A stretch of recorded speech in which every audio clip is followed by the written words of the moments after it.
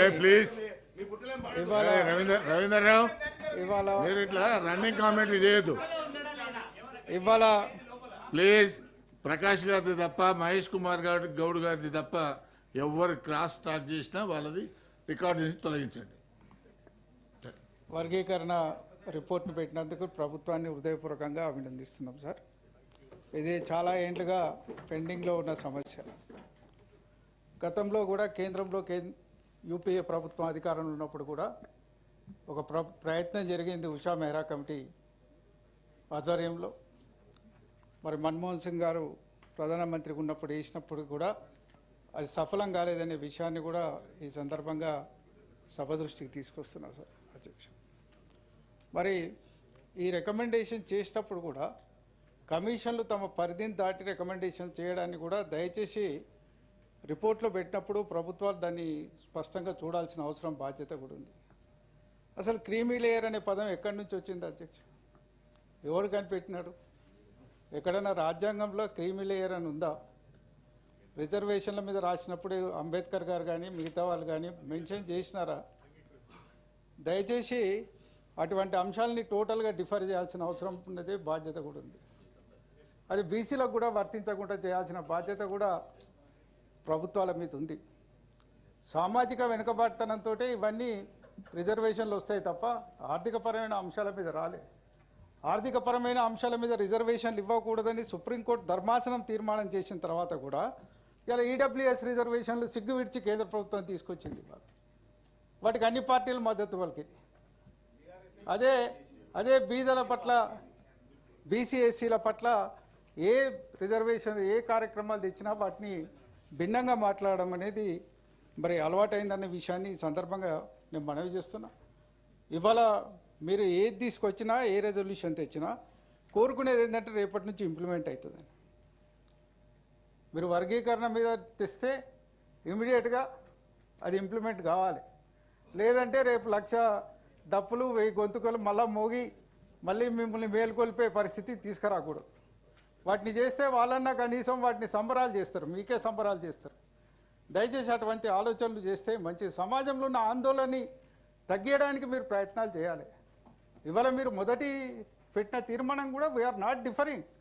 ఇవాళ మీరు చేసినందుకు అభినందిస్తున్నాం.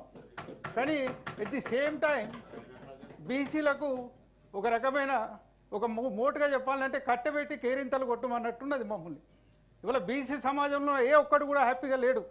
ఇవాళ నేనున్నా, మల్లన్నాడు, సారన్నాడు, రమణ అన్నాడు, ఇక్కడ చారి గారు ఉన్నారు, మిగతా పెద్దలు ఉన్నారు. ఏ ఒక్కరు కూడా ఎనీ పార్టీ, మహేష్ కూడా అభినందన ఇలా మీరు మాట్లాడుతున్నారు కానీ పార్టీ కోసం గాంధీ భవన్లో పటాకులు కాల్పించవచ్చు కానీ మరి గ్రామాలలో పటాకులు కాల్పించే పరిస్థితి లేదు. ఇక బీసీలు కూడా ఆందోళనలు ఉన్నారనే విషయాన్ని దయచేసి మీరు అర్థం చేసుకోండి. ఎందుకు ఉన్నది ఈ ఆందోళన, దేనికోసం ఉన్నది? రేపటి నుంచి we are expecting something good for the. మీరు ఖచ్చితంగా ఈ 44 పెట్టినప్పుడు ఇవాళ 42కు తీర్మానం తేవాల్సి ఉండే. మీరు 42% రిజర్వేషన్కి ఇవ్వాలని తీర్మానం తేవాల్సి ఉండే. మీరు చేసింది ఎందుకు? డెడికేటెడ్ కమిషన్ ఎందుకు వచ్చింది? Dedicated commission is for only local bodies reservation.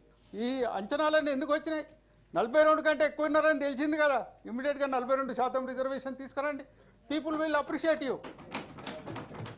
మళ్ళీ ఎందుకు ఈ తీర్మానాలు పెట్టి ఆగమాగం చేస్తారు? సమాజంలో ఎంత ఆందోళన ఉన్నది. మీరు నిన్నటి నుంచి చూడండి, పత్రికల్లో మీరు లీక్ చేసిన వార్తలే.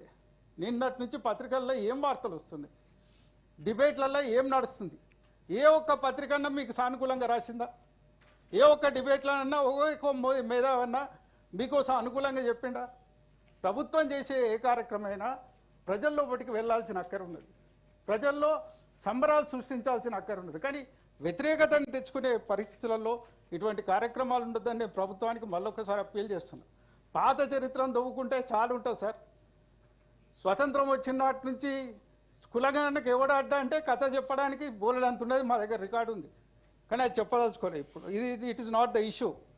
1947 ఇండిపెండెన్స్ తర్వాత 51లో కులగణనగా రాకుండా ఎవరు అడ్డుకున్నారు? ఇవాళ 2011లో కులగణన తీసి సోషల్ ఎకనామిక్ సర్వేగా ఎవరు మార్చిండ్రు? అది ఎందుకు రికార్డులకు రాలేదు? వీటన్నిటి మీద మేము అందరం మాట్లాడి మరి పార్లమెంట్లో కూడా మాట్లాడిన సందర్భాలు ఉన్నాయి. దయచేసి మా అప్పీల్ ఏమిటంటే మీరు చేసే ఏ కార్యక్రమమైనా ఏ వర్గాల ప్రజల కోసం అయితే మీరు చేస్తున్నారో ఆ వర్గాల ప్రజలు హర్షించే విధంగా ఉండాలి. దయచేసి ఇవాళ సభ పెడుతున్నారంటే మేము సంతోషపడ్డాం.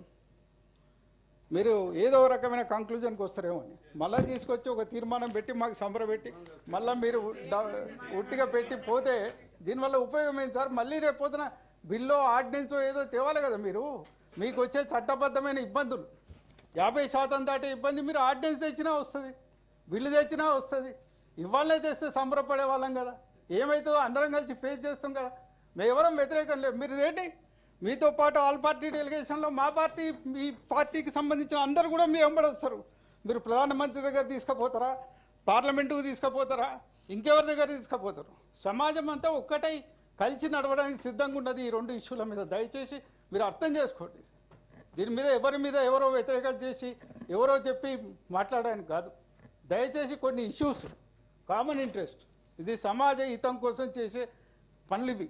మంచో చెడ్డో మీ జాతీయ నాయకుడు, మీ జాతీయ పార్టీ 75 ఏళ్ళకైనా ఒక అవగాహనకు వచ్చినారు. భారత్ జోడో యాత్ర తర్వాత అయినా రిజర్వేషన్లు కులగన్న కావాలని ఒక ఆలోచనకు వచ్చినారు. గొప్ప విషయం అది. ఇవాళ వస్తున్నారు. మీరు చేయండి సక్సెస్ఫుల్గా. ఒక శాంపిల్ స్టేట్గా తెలంగాణలో చేయండి. మీరు ఖచ్చితమైన ప్రతిపాదనతో వస్తే అన్ని పార్టీలు, అన్ని సంఘాలు మీతో పాటు ప్రధానమంత్రి దగ్గర రమ్మన్నా వస్తారు, ఎక్కడ రమ్మన్నా వస్తారు, ఏడ కొట్లాడమన్నా కొట్లాడతారు. దయచేసి ఆ విధంగా మీరు బిల్లులు పెట్టినా ఏది పెట్టినా ఉండాలని సభాముఖంగా మీకు మనవి చేస్తూ సెలవు తీసుకుంటున్నాం. ఏవిఎన్ రెడ్డి గారు.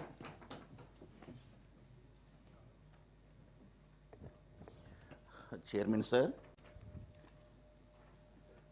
ఈరోజు purpose of convening this meeting council to read out the statement అన్నారు. స్టేట్మెంట్ని చదివేటందుకు సభ ఎందుకు అధ్యక్ష? ఇదే ప్రింటెడ్ మ్యాటర్ సర్క్యులేట్ చేస్తే అయిపోతుండే. మార్నింగ్ 11 o'clock రమ్మన్నారు. గౌరవ మంత్రివర్గం వచ్చేసి ఒక సెంటెన్స్లో కన్క్లూడ్ చేసినారు, ఇట్ విల్ అడ్జర్న్, అక్కడ మీటింగ్ అవుతుంది తర్వాతని. మరి ఇదే మీటింగ్ పెట్టిన తర్వాత తొందరే ఉంది, ఇవాళ మీటింగ్ పెట్టుకొని రేపు కన్వీన్ చేసినా బాగుంటుండే. ఇంకోటి చైర్మన్ సార్, మంత్రివర్గం ఇంతకుముందు ఏమన్నారంటే సభలో పెట్టింది అఫీషియల్ డాక్యుమెంట్ కాదు, అనౌన్స్మెంట్ కాదని చెప్పడం మాత్రం సభను అవమానించడం అవుతుంది.